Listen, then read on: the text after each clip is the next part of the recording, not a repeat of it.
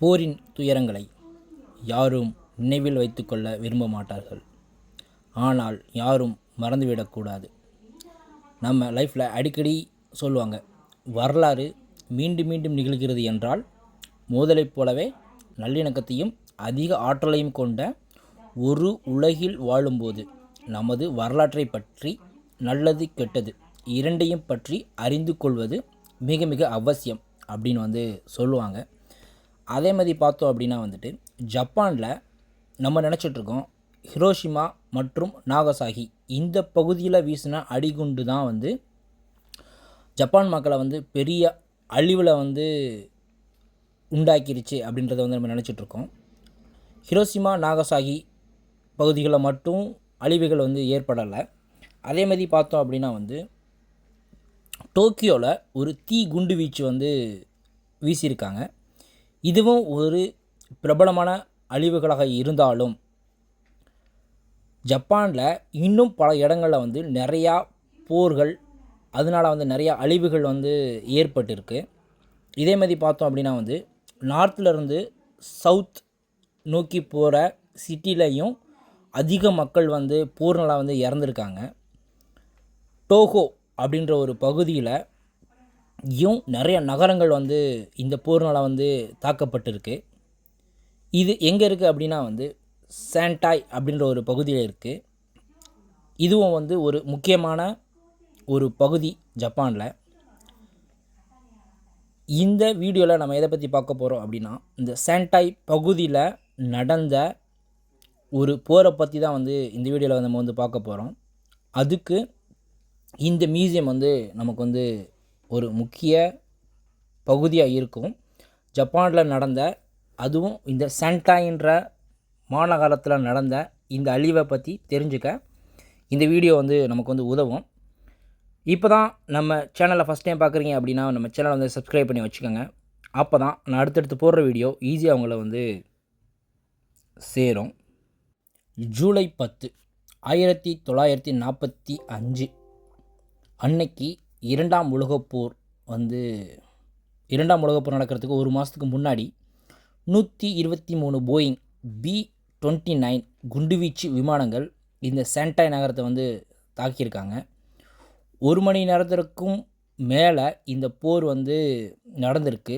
வானத்திலிருந்து விமானங்கள் நார்த்திலேருந்து சவுத்தை நோக்கி நிறையா குண்டுகளை போட்டிருக்காங்க. இதில் ஆயிரக்கணக்கான மக்கள் இறந்துருக்காங்க. நிறையா மக்கள் அடிபட்டு இருக்காங்க. இந்த சாண்டாய் சிட்டியில் இருக்க நிறையா பகுதிகள் தரைமட்டமாக இருக்குது. அதை எல்லாத்தையுமே இவங்க ஒரு மியூசியமாக ரெடி பண்ணி வச்சுருக்காங்க. இதோட என்ட்ரன்ஸ் ஃபீஸ் பார்த்தோம் அப்படின்னா 100 yen. இது நம்ம இந்தியன் ருப்பியில் கன்வெர்ட் பண்ணோன்னா ஒரு 60 ருப்பி தான் வரும். நீங்கள் சாண்டாய் நகரத்துக்கு வந்தீங்கன்னா கண்டிப்பாக இந்த மியூசியத்தை விசிட் பண்ணுங்கள். இந்த மியூசியத்தில் பாருங்கள் நிறைய புகைப்படங்கள் எல்லாமே வச்சுருக்காங்க. இது எல்லாமே ஜப்பானிய மக்களால் பண்ண அழகு சாதன பொருட்கள். இது எல்லாமே பேப்பரில் தான் பண்ணியிருக்காங்க. இது பார்க்கவே ரொம்ப அழகாக இருந்துச்சு. நீங்கள் ஜப்பானில் எந்த பகுதிக்கு போனாலுமே அவங்களோட டெக்கரேஷன் எல்லாமே இந்த பேப்பரை யூஸ் பண்ணி தான் பண்ணியிருப்பாங்க. இப்போ பாருங்கள், இது பார்த்தோம் அப்படின்னா இந்த சாண்டாய் சிட்டியில் நடந்த ஒரு போரை ஒரு தத்ரூபமான வடிவமாக வச்சுருக்காங்க. இங்கே மேலே பார்த்தோன்னா தெரியும் ஃப்ளைட் இருக்குது. இந்த ஃப்ளைட்டிலேருந்து குண்டுகள் போடும்போது கீழே உள்ள மக்கள் எப்படி கஷ்டப்பட்டாங்க அப்படின்றத இந்த பிக்சர் நமக்கு உணர்த்துது. இது பார்த்தீங்க அப்படின்னா இங்கே கீழே பாருங்கள். இப்போ மேலேருந்து குண்டு போடும்போது மக்கள் எல்லாமே இந்த ஜப்பானிய மக்கள் எல்லாமே கீழே பூமிக்கு அடியில் ஒரு சுரங்க மாதிரி ஒரு பாதை வச்சு அங்கே இந்த போர்க்காலத்தில் பதுங்கியிருக்காங்க. இங்கே பாருங்கள், இது தத்ரூபமாக அப்படியே இந்த மியூசியத்தில் செஞ்சு வச்சுருக்காங்க. ஒரு குடும்பம், அப்பா, பொண்ணு, ஒரு குழந்தை, இவங்க 3 பேரும் இந்த போர் நடக்கும்போது பூமிக்கு அடியில் உள்ள ஒரு சுரங்கப்பாதையில் போய் பதுங்கியிருக்காங்க. அவங்களோட தேவைகள் எல்லாமே அவங்க கூட வச்சுருக்காங்க. ஒரு போர் விமானி இவங்களை ஒரு இராணுவ வீரர் இவங்களை எல்லாமே உள்ளே போய் பத்திரமா வைக்கிற மாதிரி இது இருந்துச்சு. இதை பார்க்கவே நமக்கு ரொம்ப பிரமிப்பாக இருந்துச்சு. இந்த போர்க்காலங்களில் அவங்க எப்படி இருந்திருப்பாங்க அப்படின்னு. இங்கே பாருங்கள், அந்த குகைகள் எல்லாமே வச்சுருக்காங்க. போர் நடந்தபோது நடந்த குண்டுவெடிப்பில் அவங்க வீடுகள்லாம் எப்படி சேதமாயிருக்கு அப்படின்னு வச்சுருக்காங்க.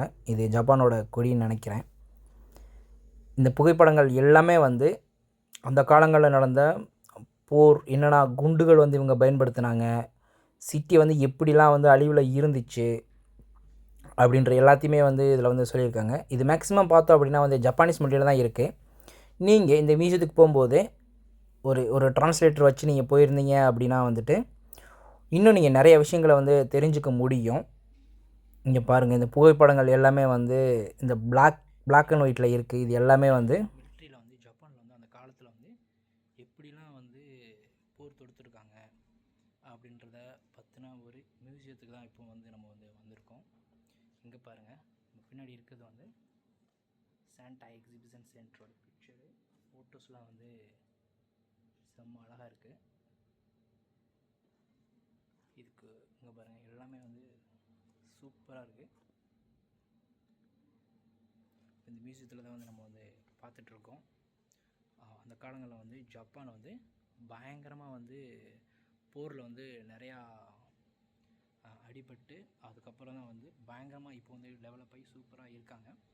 இந்த மியூசியத்தில் வந்து அந்த காலங்களில் வந்து போரில் வந்து ஜப்பான் எப்படிலாம் வந்து அவங்க மிலிட்ரி பேஸ் வந்து வச்சுருந்தாங்க, போர் நடக்கும்போது மக்கள் எப்படிலாம் வந்து பூமிக்கு அடியில் பதுங்கியிருந்தாங்க அப்படின்றத ஃபுல்லாகவே வந்து அந்த பக்கம் வந்து வச்சுருந்தாங்க. இந்த பக்கம் பார்த்தோம் அப்படின்னா வந்து அதுக்கப்புறம் வாரில் வந்து ஜப்பான் வந்து எப்படி வந்து டெவலப் ஆகிருக்கு அப்படின்றதையும் வந்து வச்சுருக்காங்க. இங்கே பாருங்கள், ஜப்பான் வந்து அந்த காலத்தில் வந்து இப்படி இருந்துச்சு, இப்போது ஜப்பான் எப்படி இருக்குது அப்படின்னா வந்துட்டு இந்த மாதிரி இருக்குது.